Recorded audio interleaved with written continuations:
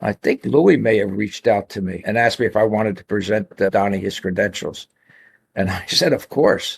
I mean, I was going to the graduation, but I didn't know that I would be allowed to go up and present his credentials. And Louis reached out and asked me if I wanted to do it. And I said, of course I would want to do it. It was a thrill, sure. Welcome to episode 368 of FBI Case File Review with Jerry Williams.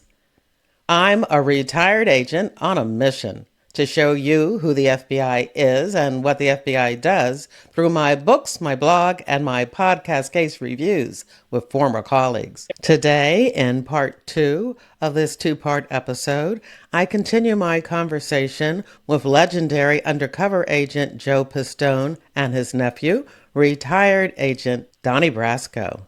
Joe shares his advice about what's required to become a great undercover agent and a successful crime fiction and true crime author. Donnie shares more stories from his career as a case agent and a certified undercover agent. In your podcast app's description of this episode, there's a link to the show notes at jerrywilliams.com. There's also a link where you can join my reader team about crime fiction and the FBI and books, TV, and movies, and learn more about me and my books. Thank you for your support. Now here's the show. Joe, I am so excited because the last time we talked, which was nearly 10 years ago, that first year I started FBI Case File Review, I brought up the fact that I knew where you got the name Donnie Brasco from. And we agreed that we weren't going to talk about it on the podcast. But today, we are revealing what I call the worst kept secret in the FBI. Because it was a secret, but a lot of people knew about it. Mostly the guys that worked undercover with me and that I was close to, the guys and gals. Well, I know that before Donnie retired, it probably was, a good thing that nobody knew that the Donnie Brasco that they kind of chuckled at when he showed his creds was related to you. But I mean, there's so many agents that are coming out with wonderful books. You were the very first with the best-selling, New York Times book. But now there's so many people coming out, and Donnie wants to be able to tell his story because, boy, it's a unique one. He doesn't know. I haven't talked to him. Oh, I talked to him, a week ago, 2 weeks ago? He doesn't know that what happened, Joe, after you and I talked, and you can say whatever you want to say about what we talked about us collaborating, or at least, hey, I give you my approval, go do what you got to do. Jerry said to me, she says, Donnie, you wrote a screenplay. That's nice. Everybody thinks they're a screenplay writer, just like you told me. She says, you need to have a book done. You need to have a manuscript. What did I tell? That's the first thing I told you, right? Thank you, Jerry. Thank you very much. Guess what? When she said it to me, it was like a light went off, whatever. I said, okay, challenge dropped. Since the time I left you in Jersey or Florida, she said to me, you have to do this. I finished last Sunday, 270 pages. From 16, when you came to the book signing party, until I remembered everything, done. 270 pages. And you're painted on 255 of them. Put your hands over your ears, Donnie. I'm not just saying this. It's good. There are so many agents, that would like to write a book. Donnie wrote a book, and it is good. I mean, I don't know where he got natural talent from. I mean, we all need our books edited by professionals, but I've been acting as his coach. I've read almost every sentence in that book. I know he's done some recent revisions, and it's good stuff. And like he said, your story and the advice and love and tips that you gave to him over the years are threaded through and weaved through the entire manuscript. So that's why we had to have you on to talk about your relationship. Now I'm going to get crap because I didn't listen to him. Well, of course, Donnie Brasco, that was Donnie's father. who I grew up with, who actually, well, he was a couple years older than me, and actually growing up, he was kind of my protector. He was one of a kind. I loved him like a brother. There were a lot of instances growing up that I can't repeat on your podcast, but he was a gentleman. And I don't know if Donnie knows, but he was a legitimately tough guy. But you would never know it because he was kind, he was soft spoken until you pushed him to a point. But other than that, you would never know that he was a legitimate tough guy. Sounds like somebody else. Your father was. I know, I've heard it. So when I got into the business of Undercover with the FBI, I needed a name. You know that, Jerry. You need an alias. I was pushed around, pulled around, thought about names, and only one name kept popping up. It was Donnie Brasco. And why? Because he made such an impression on me as a young guy and as I got older. So I went and I asked him, I said, Donnie, I need an alias. Do you mind if I use your name? And he said, of course not. No. He said, not a problem. But little did we know where it would go. After it did explode, I was kind of, oh my God, what did I do here? But I talked to Donnie after, and he said, don't worry about it. He said, I gave you my approval, so, we'll just deal with it. And that's how it came about. But in all interviews, everybody asked me, where'd you get the name? And I said, well, I read it in a book, I think, or I heard it, and I just liked the way it sounded. So that's how I picked the name. So, again, not knowing the future and not knowing that there was going to be this New York Times best-selling book or a feature film, Donald Brasco, because I understand that Donald. Donnie's father really went Right. by Donald, but Donnie was going by Donnie, and he had his whole life ahead of him. So, of all of the people, even though you might have been naming it after Donald Brasco, Donnie Brasco is the one that I took the brunt. And we never discussed this on the video yet, Donnie, but you mentioned it in passing that your son is now Donnie Brasco. And you jokingly said, I did it to him, but the movie hadn't come out yet. I actually write about that. So Donnie was born in 96. So I had no idea. The book was out in 88?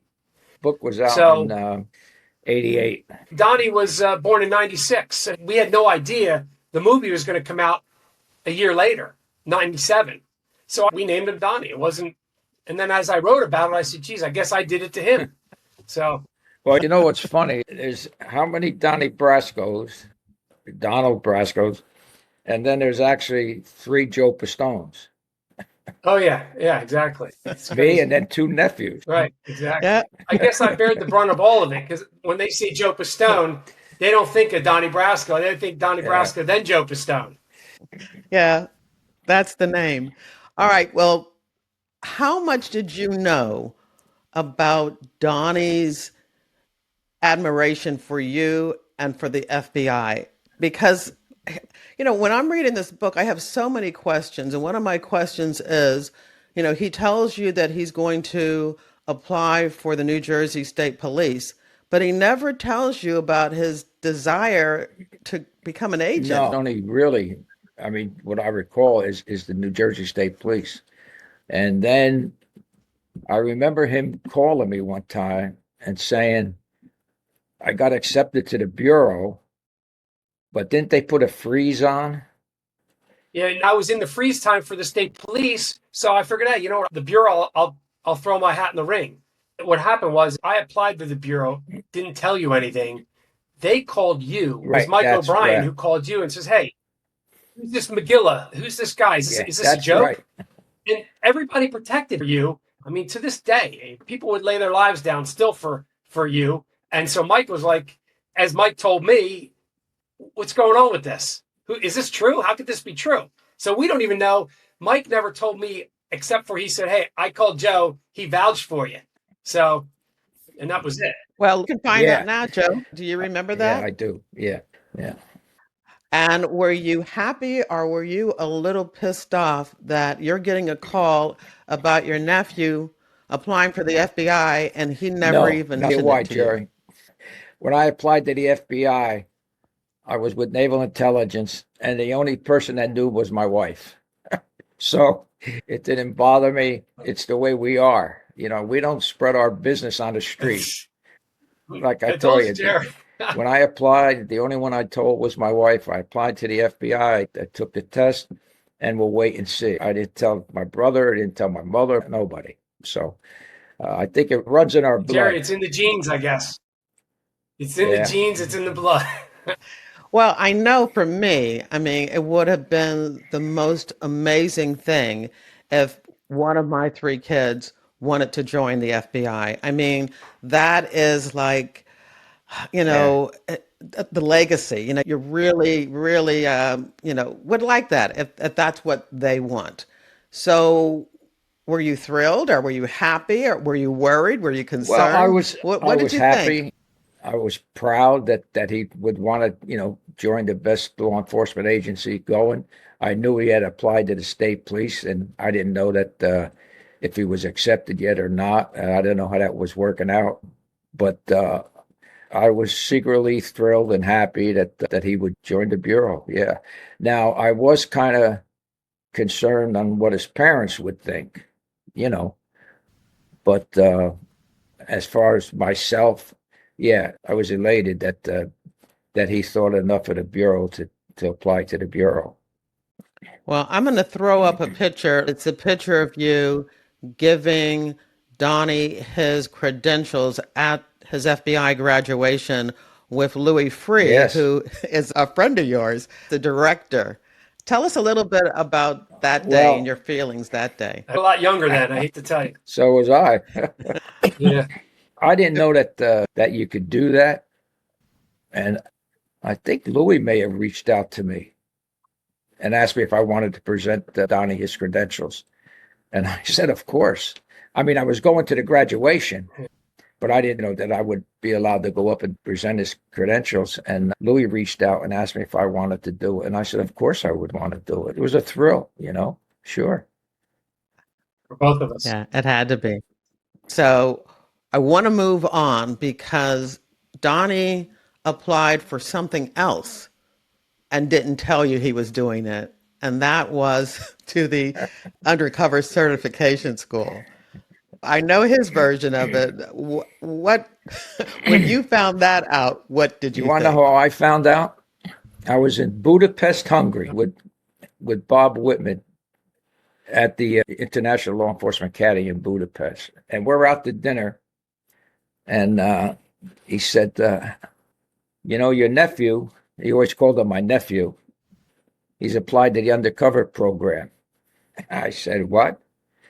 He said, yeah, he's applied to the undercover program. I said, well, you better think on that one. And I said, I don't know What do how you well mean that's by going to that? sit with his mother and father. I'll tell you that. Mother more Yeah. than father. And he said, well, there's not much I can do, if he passes all the requirements. I said, good luck with that one. And that's how I found out, actually, in Budapest, Hungary. Now, before he went to the certification school, did you have a chance to talk with him, or did you want to just kind of I don't stay think in the we background? discussed anything about the school, but I know I was an instructor at the school. I just let him do his own thing. I don't believe I gave him any advice. Am I correct? You know what I remembered? She asked me that. She goes, was Joe there? I said, I know he was there because you were there for the dinner afterwards, or, at the end of the certification. And I said, that's how I know he was there. I said, but I don't remember seeing him, because they have rooms that are adjoining. So you don't know who's watching, who's not. And basically, you're scared to death when you're there. Yeah. You don't know what's going on. So I would have nobody ever said, hey, be careful, do this right or whatever, which would have made me more nervous. But no, we never talked until, and I have pictures of Yeah. him after. And that's how I know he was there.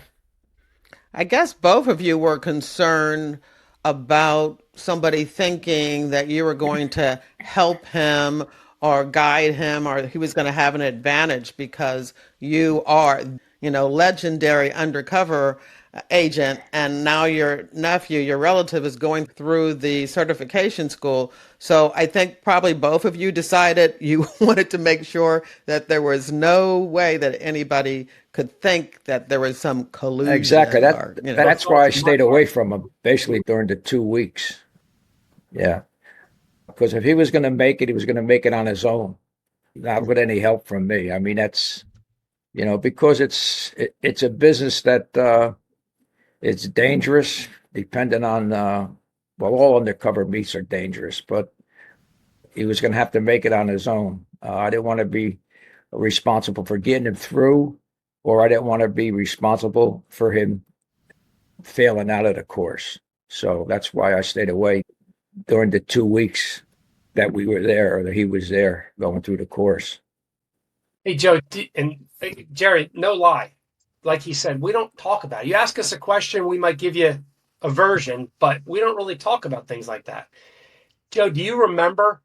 Did anyone call you about, you get the tap on the shoulder, you're out, they drag your bags, you're gone, you're on the next plane out, or they call you in the middle of the night? I got a call in the middle of the night and I thought I was getting cut.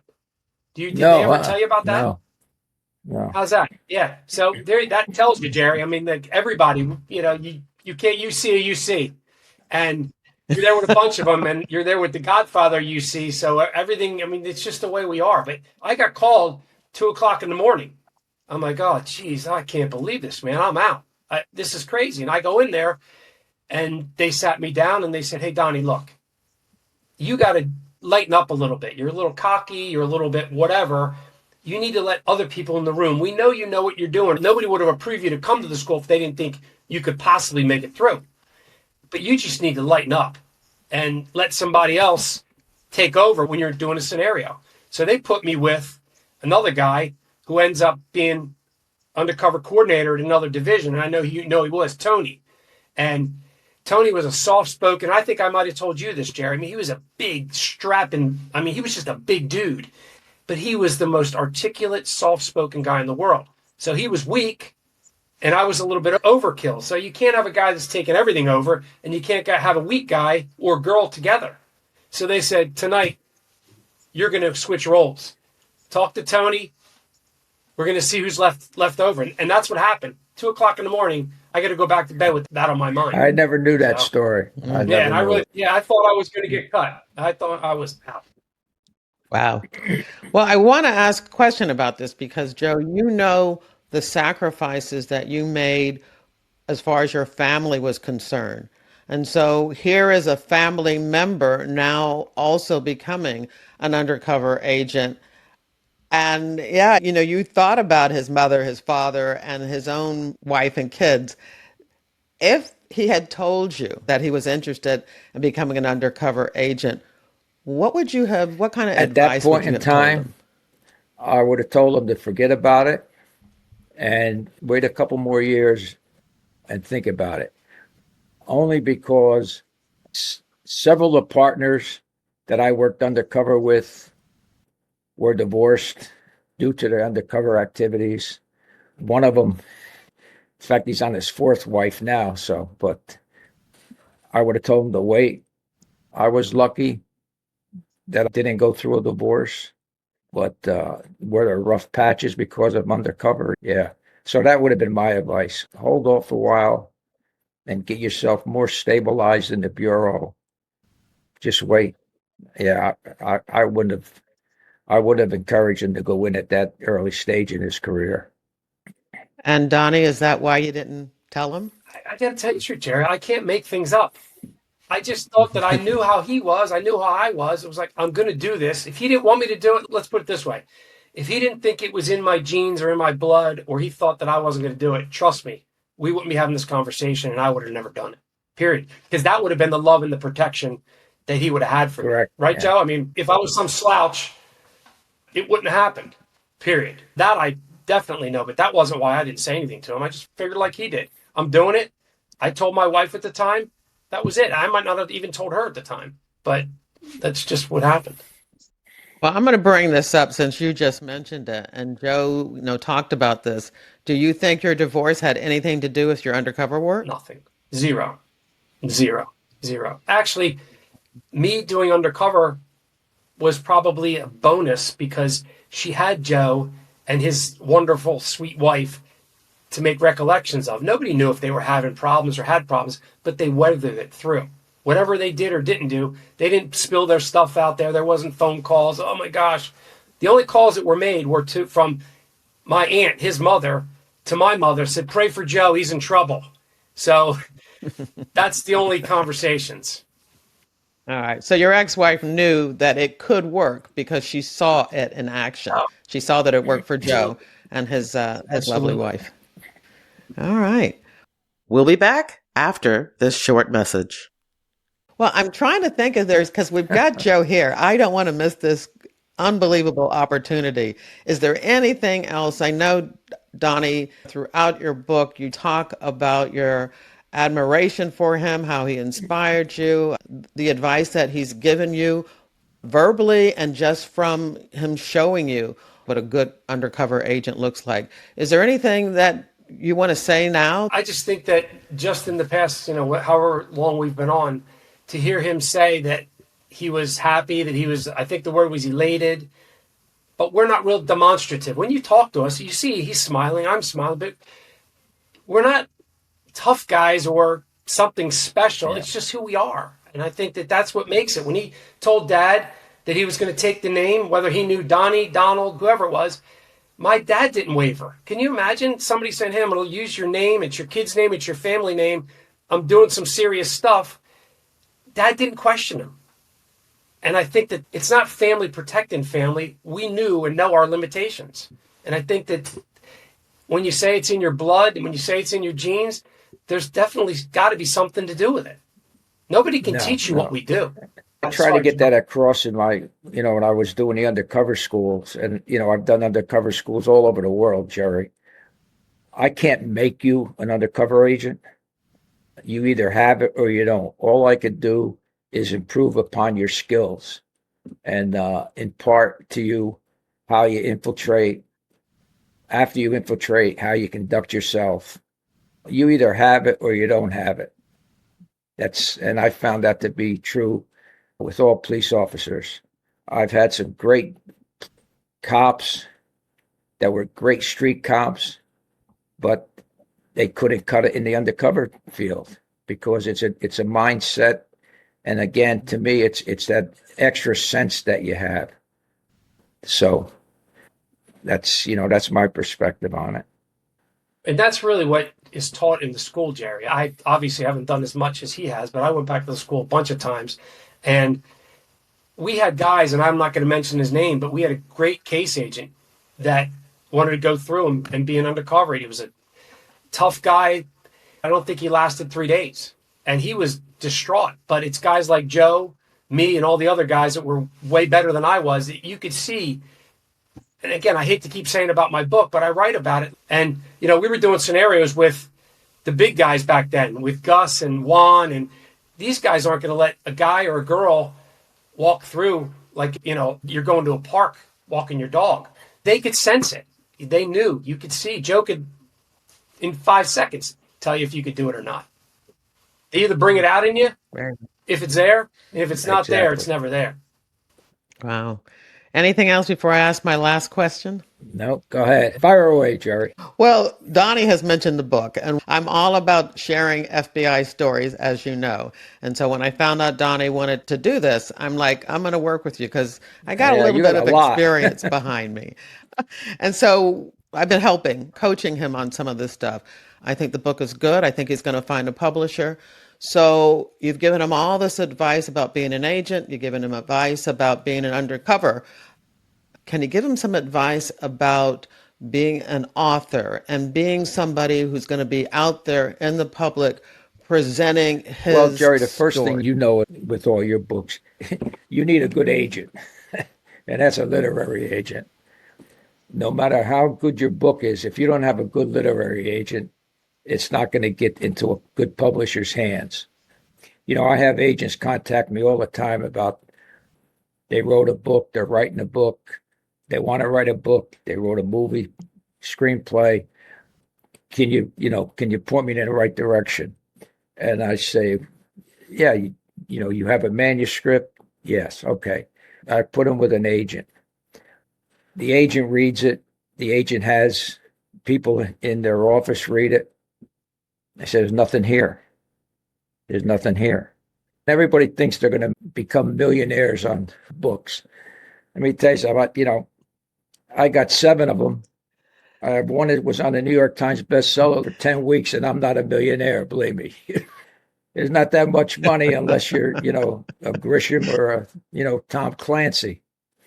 But I have to say, Joe, you set the bar high because not only did you get a best-selling book, but then movie. that book was adapted into, a major movie. So everybody wants to be like Joe. Everybody wants to be like Mikey, right? I want to be like you. I think I haven't read it, and I don't want to read the manuscript because I don't want to give Donnie any advice on it until he's finished with it and ready to give it to an agent. Then if he wants, then I'll read it. But there's a lot of ins and outs that you need in a book. Like I know when I wrote my first book, to give you an example, I had a manuscript. I had an idea. And we went around to publishers. That's what they do. And, well, there's no sex in it. There's no sex with the bad guys and their girlfriends. And I said, if there was, it's not going to be in my book. Well, you never sell a book because that's what sells. I said, well, so I had some publishers turn it down. So you have to stick to your beliefs on what you wrote. And if you read my books, there's no sex in it. I don't talk about any wise guys and their girlfriends. To me, that had nothing to do with my case. But I did make the New York Times bestseller list with it. So if you have people that you want to read the manuscript and they've never written a book and they give you ideas, number one, don't give them the manuscript to read and don't take their advice. So, you're getting good advice from Jerry, Donnie. I'll tell you that because she has, I don't know how many books out there, and she's been doing this for a long time. And, and I got a good friend that's written a few books. And when he wrote his first one, I made some changes to it. And he gave it to some of his friends. And some of his friends gave him no advice other than, it's the greatest thing since ice cream. And I said, what do you think they're going to tell you? They're your friends. Did I tell you that, Donnie? Guess what? You know who told me that first? Right? Joe. Because he said, you got to get strangers. And he says, what you need to do is you need to go talk to strangers. If somebody says, hey, what do you do? What you're retired, so what do you do? If you're writing a book, you got to be able to tell some strange dude that doesn't know anything about anything. Your friends and family are going to tell, this is great. Where am I going to be in the plot? Did you write my name in, right, Joe? Everybody wants to be can I be an extra? So. Well, I gave Donnie 10, I think it was 10 pages of notes. Oh, what about this? What were you feeling? What were you thinking? What happened here? Yeah. Hey, it started out being, I started with 135 pages and didn't think I had a word left in me. 270 or 290 is the final product right now. You got to go to about 395, maybe. Any more than that. Nobody's going to read it. Wow. Who's got that time? And with an epic. And, you got to catch them in the first chapter. If you don't catch them in the first chapter, it's like a screenplay. They always told me, if you don't catch them in the first couple scenes, the studio's not going to read anymore. They're not going to read your whole manuscript if they don't get caught in the first couple scenes. So, well, like I said, there's a lot of FBI agents writing books. Actually, this is going to be coming out in the end of August. And between the end of August and December, I'm already booked with the podcast. And there are 7 agents, and it might even be 8, 7 or 8 agents that are coming on the show because they have books coming out, which I love because I'm all about books. Yeah. And, I don't believe in airing your dirty laundry in a book, you know, about your organization or about your family or about anything, unless you're writing a fiction, that's just the way I'd like to operate. So, Yeah.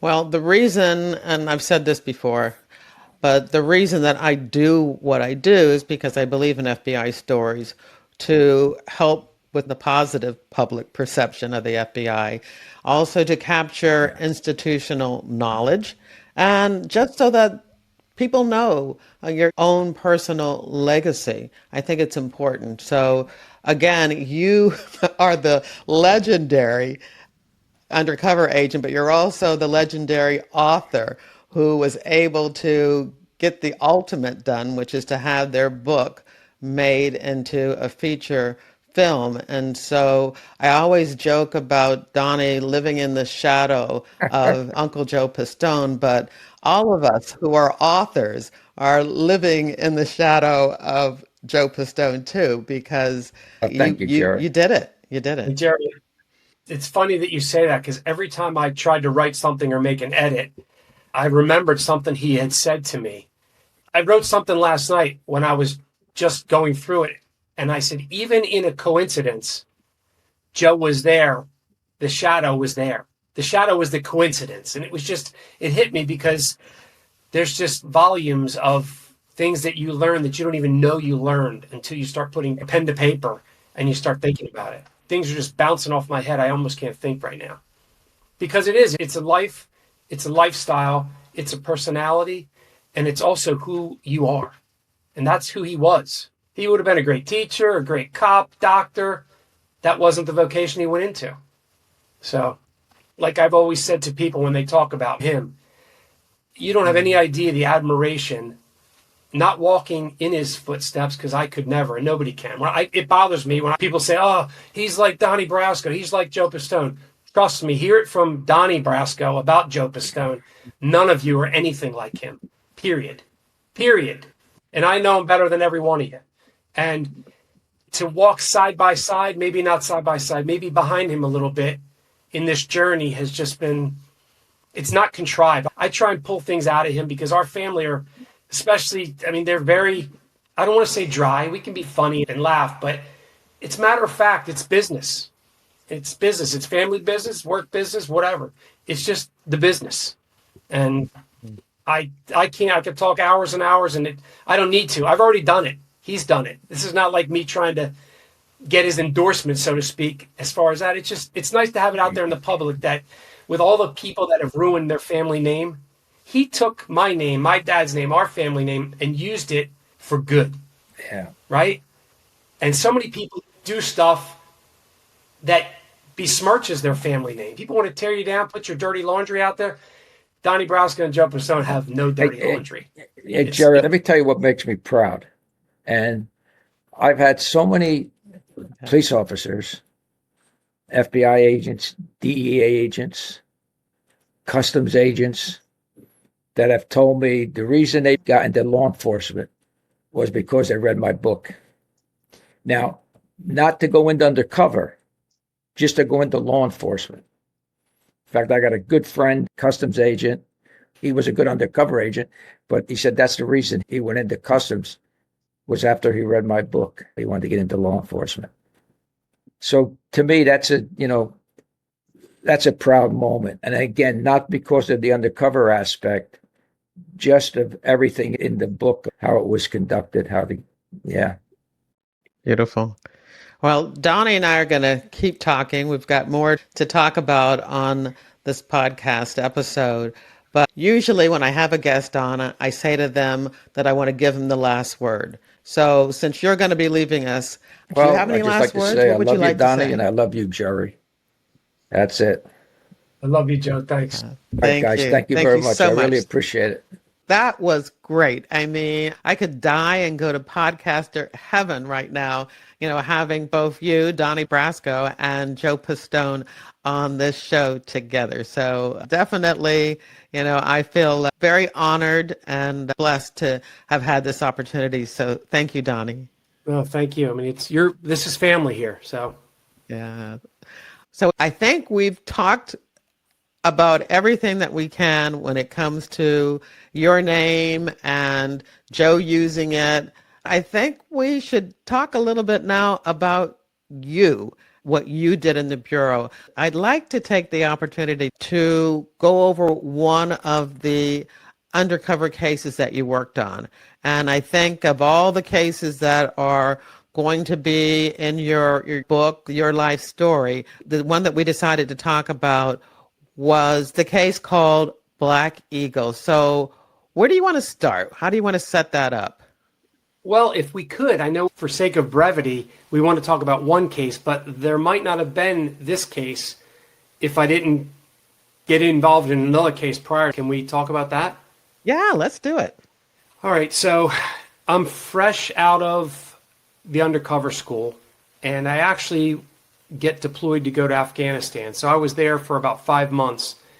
And when I get back, I'm not sure of all the dates, but when I get back, I get a call that says, hey, we're looking for someone to work a case and you fit the bill. Are you interested?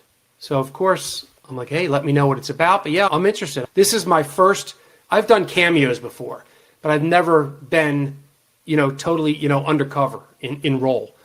So they go through the whole process. They request me. They send the paperwork. The office lets me get the transfer. And this would have been a permanent transfer because I always wanted to live down south, went to college in the South. I didn't care where it was, but it was a state where there's palm trees. Let's put it that way. And this was supposed to be a huge public corruption case. I didn't know anything about public corruption, but whatever it was, I figured, guess what? I'll figure it out. So they had a couple of sources that were vetted that they were going to have introduced to me, and I fit the bill. I believe they were older Italian guys. Come to find out, I'm not really quite sure, but they were sort of street kind of guys. I fly out, meet these guys, and they had a construction type company or, something to do with, demolition and excavation and all that kind of stuff. And they were feeding the case agents information that there was going to be bribes and all this kind of stuff. Huge public corruption case. They were telling me it was the biggest one in the Bureau. And you're going to be, Donnie, you're going to be the cream of the crop. We get this case done. These guys are great, blah, blah, blah. So, of course, I fly to meet these guys. Seem like super nice guys. As things progress, I start to find out that it seems like they were interested in being confidential sources more than they were actually interested in real violations. What do you mean by that? Because I understand, but what I mean that everybody understands. A lot of going out to dinner, a lot of talking in generalities, no real introduction at this point.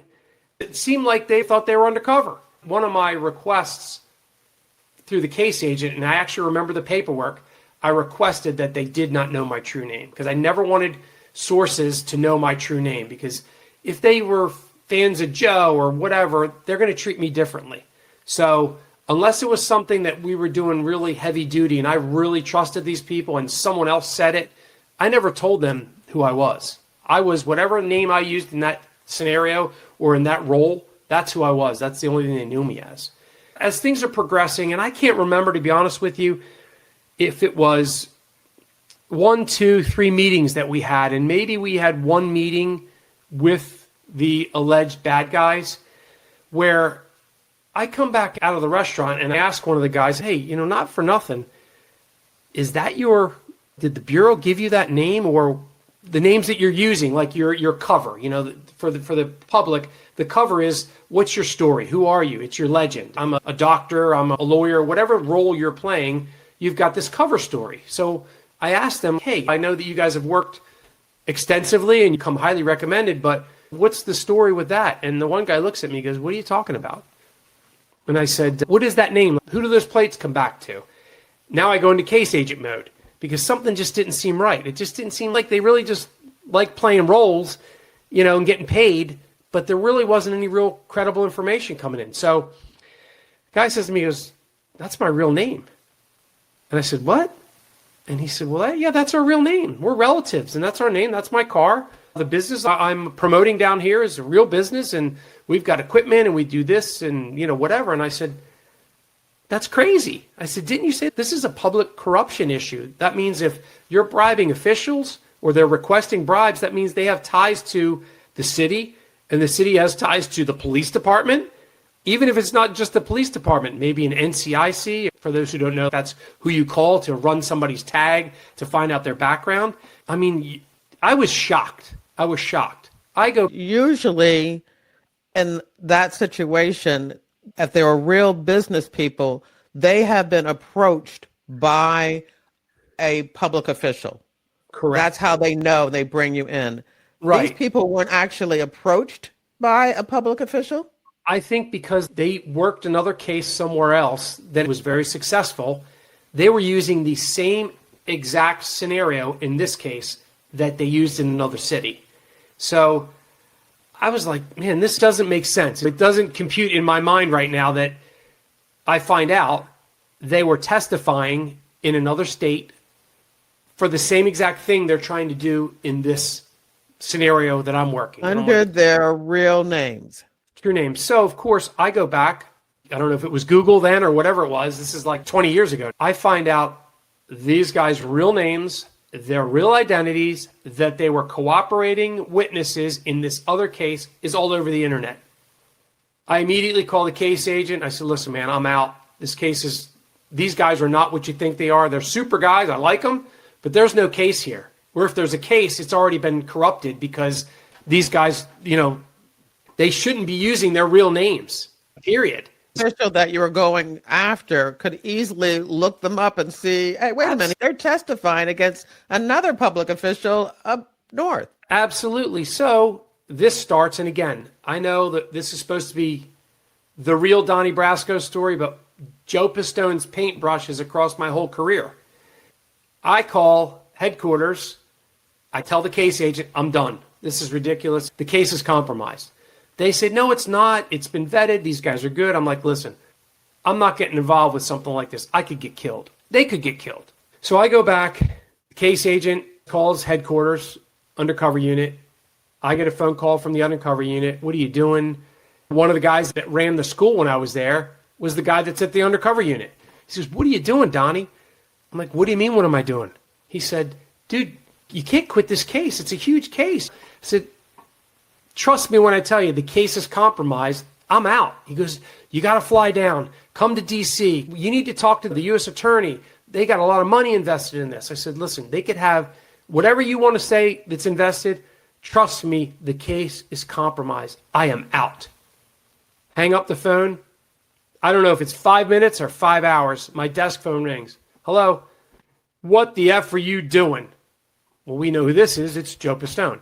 I'm like, what do you mean, what am I doing? What is this, Jerry? Like the third time now in my long, illustrious career? He goes, why are you quitting this case? I said, because it's compromised, and these are the reasons why. He's like, you will never work another undercover case again if you back out like this. These guys told me it's a big case. They wanted me to call you to get you to, rethink it. Maybe you're scared. I said, it's got nothing to do with scared. It's compromised. I'm done. He goes, you better be right, because if you're not right, you're never going to work another undercover case in the FBI again. You'll be blackballed. So, of course, now I'm like, geez. I start second guessing myself. I walk down to our assistant special agent in charge's office. I told my supervisor, I walked down to the ASAC's office. I printed out all the articles.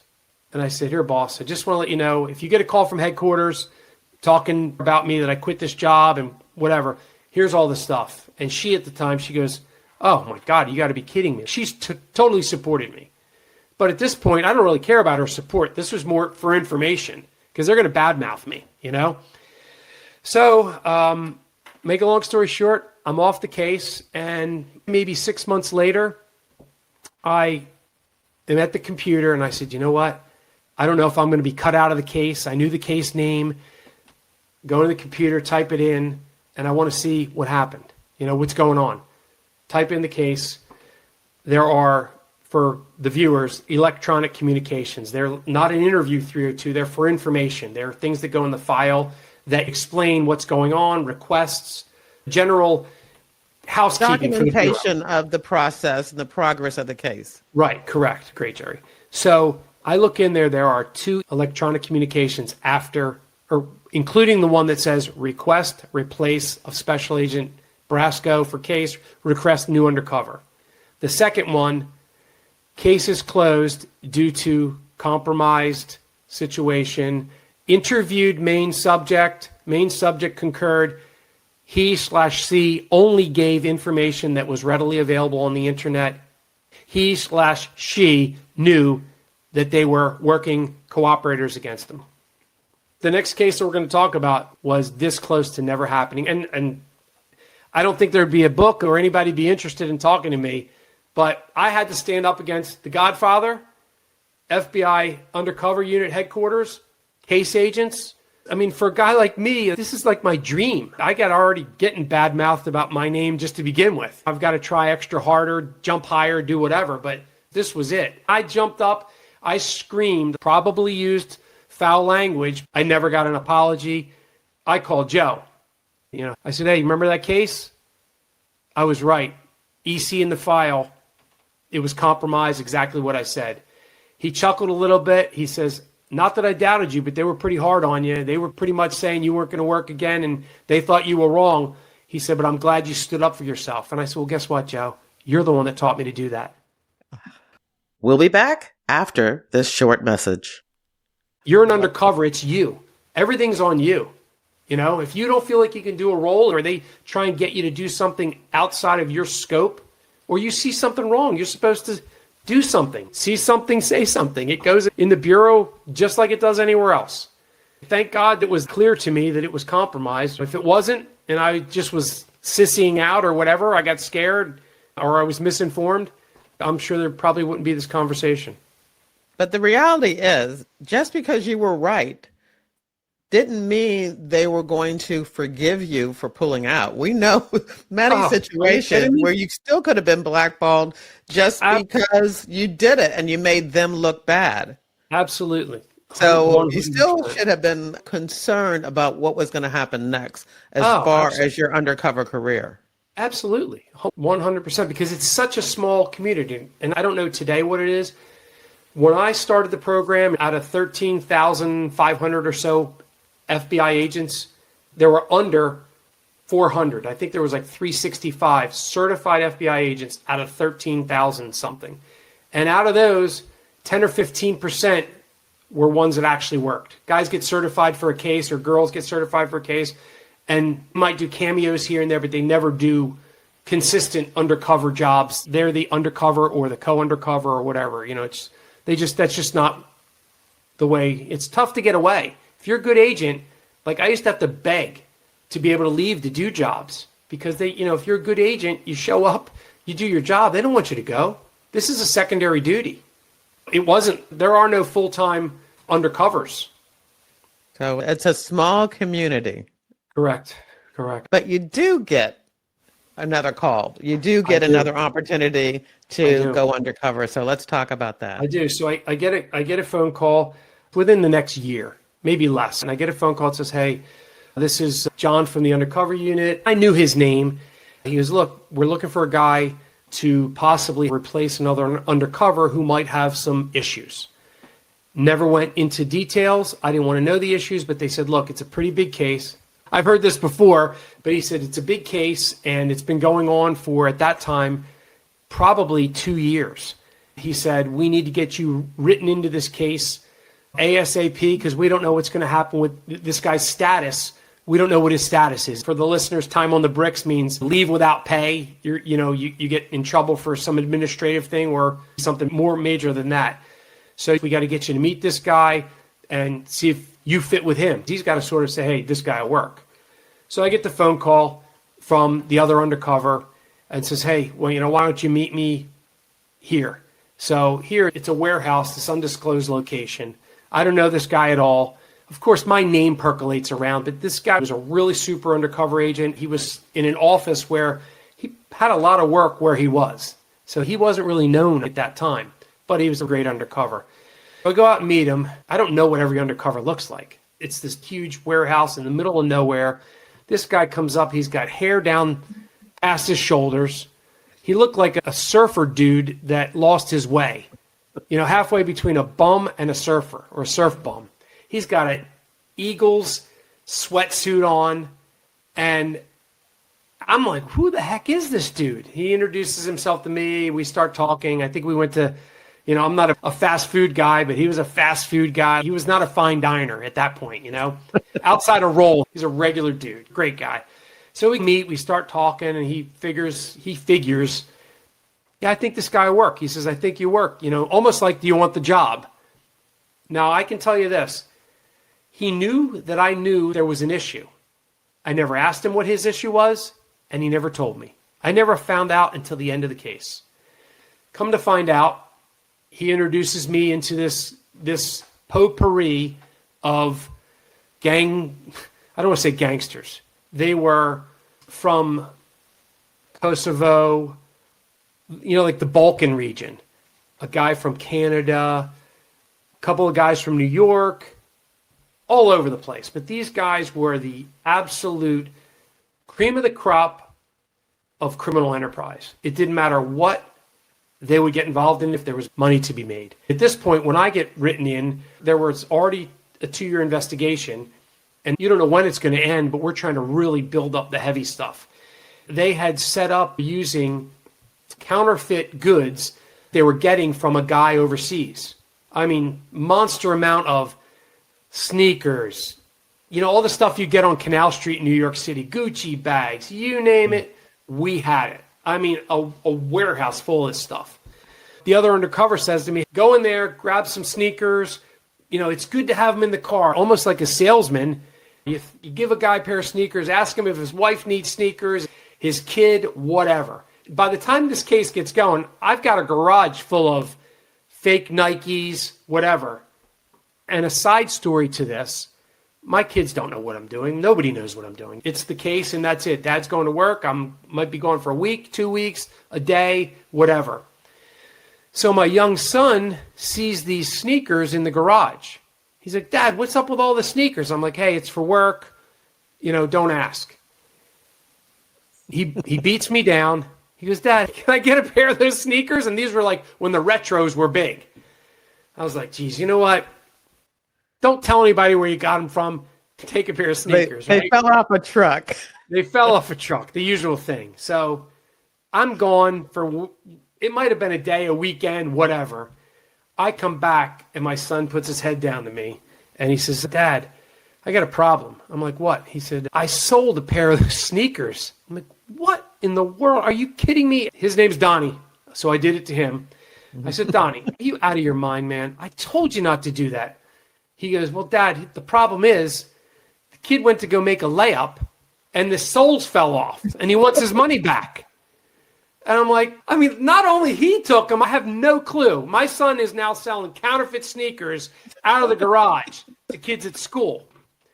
So I said, you give him the money back and you leave the sneakers alone. Don't you touch them ever again. He goes, why can't I glue them up? I'm like, listen, man, I'm working against guys like you. Don't be one of them.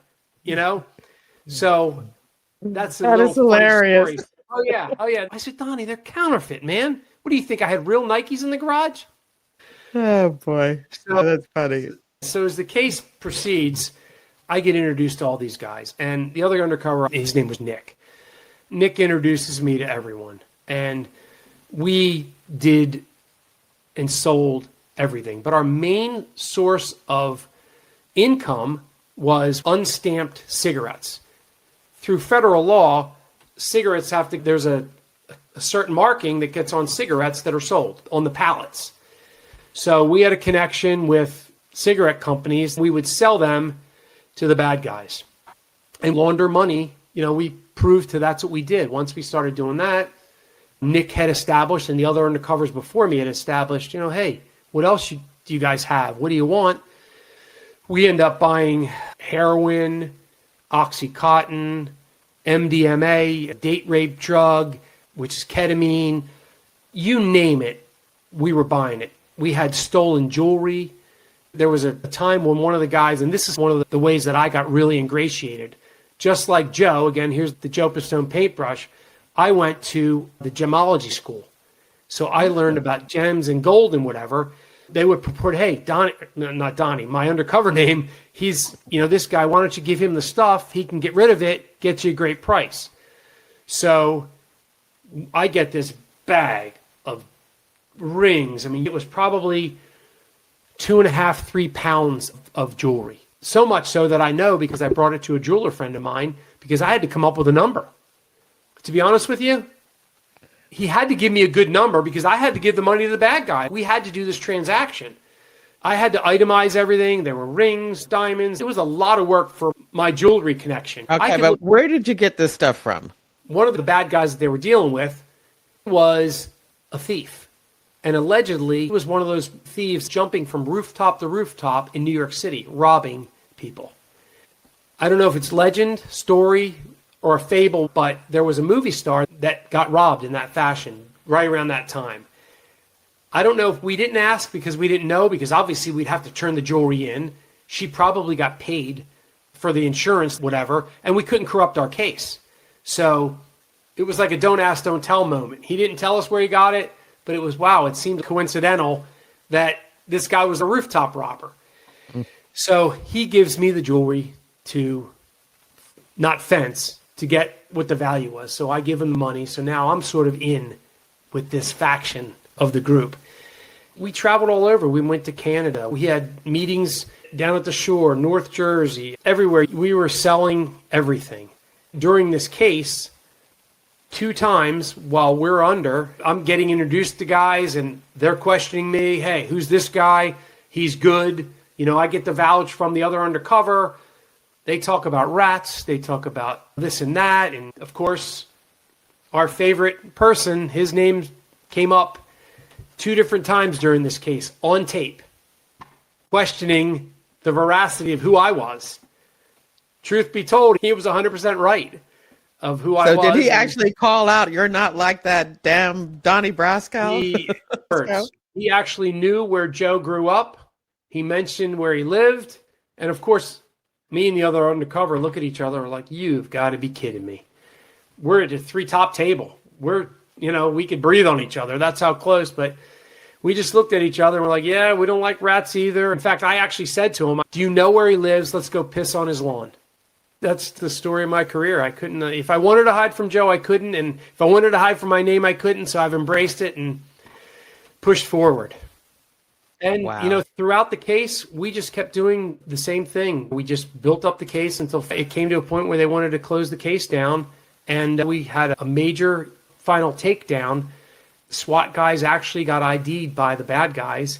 We had, I think, 2 truckloads of cigarettes. It would have been a couple $100,000 that we would have got from these guys that we weren't able to do because they saw cars on the streets that looked funky and they didn't want to go through with the deal. But what I did forget to tell you, which is incredibly important, it goes back to the source.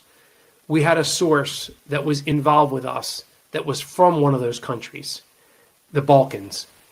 He spoke 5 languages. He was absolutely the cream of the crop as far as character, as far as playing the role, as far as loving the FBI. We were friends until, unfortunately, he died. And I know the other undercover and I, it's totally against FBI policy, but this guy was good enough to report. He was good enough for 2 years of his life to help us record conversations. We recorded, I want to say 1,000 phone calls, 2,000 meetings. It was large. We actually got put up for the case, not just me, but me, the other undercover, and a couple of undercovers before us. And the case agents got put up for the organized crime case of the year. And we got beat out by another case. When I was reading it, knowing that we were going to talk about it, it was really amazing. We took 2 planes, and I'm not going to give the story away about the planes, but one of the plane situations was, another bureau policy compared to doing the best thing for the case. And you're invariably, as a good case agent, we tread that line. Bureau policy says we shouldn't do this. It's always better to ask for forgiveness and do something else. We took a couple of planes from these guys, but without that source, I don't know that we could have been that credible. He was just absolutely amazing. I don't want to say his name because he's got kids that are older now and they don't know who I am. They don't know what he did. But when I tell you, he was a rock star. Nick and I couldn't have done our job without him. Period. And you told me that you found the case write-up So are you going to let me get a copy of that so I can put it in the You know show what? notes? Actually, how I found it was, when you retire, you get this like love me folder. You forget what you did. I wasn't collecting awards, but you get awards here and there, time off, you get money awards, whatever, for a great job. And this is the actual book that came out. The Organized Crime Drug Enforcement Task Force, OCDEF is the acronym, the regional award ceremony. And then it was nice job, Donnie. And of course, our names aren't in it, but we know who we are. And this was the pamphlet. And when you read it, Jerry, I mean, again, I'm humbled to be a part of it. I'm glad that I was asked. But the end of the story is, after the case is done, I get a call from the guy who asked me to slide into the case. And I don't know what the issues were between he and the other undercover, but I think he thought this guy was not going to make it. That's why they put me in so quick. Come to find out, we were able to carry the case through to the end, and he got some time off after we were done the case, but he called me up to ask about him. Because I guess the adjudication wasn't enough. He wanted to know, hey, how did things go? Do you think you did this? What was wrong? What was right? I mean, I clearly knew that he was trying to get me to rat. And not that I wouldn't rat. If there was something wrong, I would have backed out. I had no problem doing that. But it was tough. And of course, I called my uncle. I called Joe, and I said, hey, remember that guy you told me about? And I didn't preface this by saying, Joe, I told him that I got the call about this job. I told him who called me. He goes, hey, I'm not saying totally watch out for him. Just watch your back. You know what happened last time. Not everybody wants you to do the case because they think you're going to be the best. They're in it for them. They're in it for them because there's no wall of fame for undercover agents. We're just a tool. That's it. We are just a tool. He said, you try and get a job when you retire and tell them you were an FBI undercover agent. There's no jobs for us. So this guy really tried to push me about the case. And was he too deep? Did you think this? Did you think that? What was he going to do with the information? I think it was personal. They knew each other, and it was personal. And you know what? Just like in the movies and whatever jobs that people have, personalities get involved. People get jealous of somebody that's a bigger personality than somebody else, or getting the fame or whatever, So for us, people knew what you did. You get a reputation. Hey, I can call that guy. Donnie can do this, or Joe can do this, or Mike can do this. But you don't get the FBI Undercover Award on the wall when you come into the building. Everybody looks at you like all you're doing is out drinking on the bureau's dime, going to, eat fine dinners. There's a lot of paperwork you think is BS, but when you're a case agent, everything matters. I don't know what the case agent, they tell you, but they don't tell you everything. And that's another thing I learned from Joe. He would say, listen, you're playing a role. You don't want to know anything except for what you need to know now, because if somebody mentions a guy's name or somebody mentions something and you perk up and you shouldn't know about it, guess what? You're in deep doo-doo. So they don't tell you. And if they do want to tell you, say, hey, I don't want to know that because I want to be surprised. I need to learn it as I'm going along. I can imagine that there are hundreds of tips and advice that Joe gave you along your career. I've got them written down. And you're going to have to read the book, get me a publisher, somebody. But yeah, I mean, and it's not just Joe. There's a lot of guys that were trained by other undercovers. There's a lot of great undercovers, but I don't really care about them. He's the guy, the reason why I did it. He's my blood. I know what he did, and everybody else likes to ride his coattails. This is not Donnie Brasco riding Joe Pistone's coattails. This is Donnie Brasco in his own coat, catching the wind from Joe Pistone. And that's it.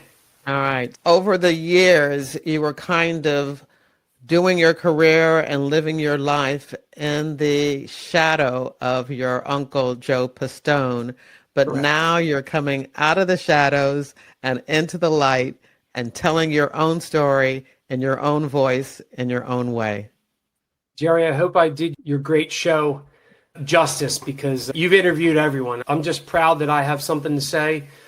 I'm proud of the FBI. I'm proud of Joe. I'm proud of you. I'm proud of all the great agents that we have out there because there's tons of them. And it's hard for me to talk about myself, but it is me and there's nothing I can do about it. But we got a lot of great people out there and your show promotes FBI greatness. This isn't like the show that's going to talk about the OPR, the Office of Professional Responsibility. You remember those things we used to get monthly? Oh, yeah. This is not about the guy that had the painting company on the weekend that got 30 days on the bricks because he was trying to work off his third divorce. This is about the great people of the FBI, and I'm just proud to be one of many. I have a great legacy, and to do him justice was and is a difficult thing to do, but I know behind the scenes. We've covered a lot of stuff today, a lot of things that people didn't know anything about. We've introduced you to the public, but I want to make sure they understand we only touched the surface. We've only talked about just a few of the things that I know you've written about. You've got a book written down in a way that if an agent would want to take a look at it, they would have a very entertaining and exciting crime drama. So I just want to make sure that we indicate to everyone that the secret is out and that you're ready to tell your story on a bigger level, a bigger venue. They can email you and give you a call and let you know that they're interested. Absolutely. Jerry, can I say one more thing? Yeah. And I don't know if if it matters, but I know we talked about it before, but here's the original book. This is a book that was given to my father from Joe. I didn't know this book existed.